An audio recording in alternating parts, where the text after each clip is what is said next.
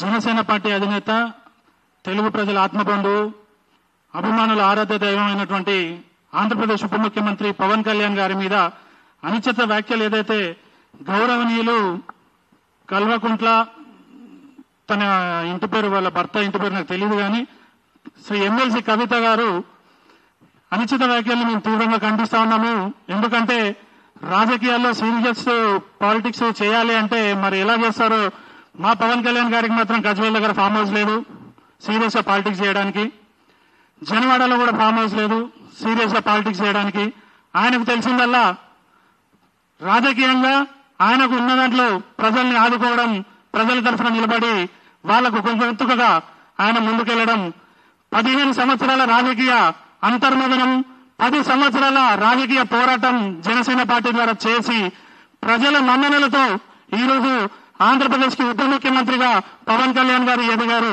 మీలాగా బాపు నాకేందే గతి, నా పరిస్థితి ఏం చేయమంటావే, ఆ ఎంపీ అరవింద్ నన్ను ఓడగొట్టిండు, నన్ను రోడ్డు మీదకి తెచ్చిండు అని చెప్పి ఇంట్లో కూర్చొని నన్ను ఏదో ఒకటి చేయని చెప్పేసి మేనేజ్మెంట్ కోటాలో ఎమ్మెల్సీ తీసుకున్న ఆ బతుకులు మీది, బతుకమ్మని అడ్డం పెట్టుకొని జీవించే బతుకు మీది. బతుకు తెరువు కోసం పవన్ కళ్యాణ్ గారికి 10 మంది బతుకు తెరువు నింపే జీవితం పవన్ కళ్యాణ్ గారిది.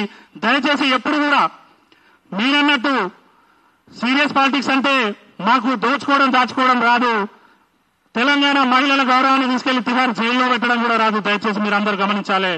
ఇక మీదైనా సరే పవన్ కళ్యాణ్ గారిని ఒక మాట అనే ముందు మనం ఏంది అనేది ఒకసారి అర్థంలో చూసుకోవాల్సిందిగా మీ అందరికీ తెలియజేస్తాను.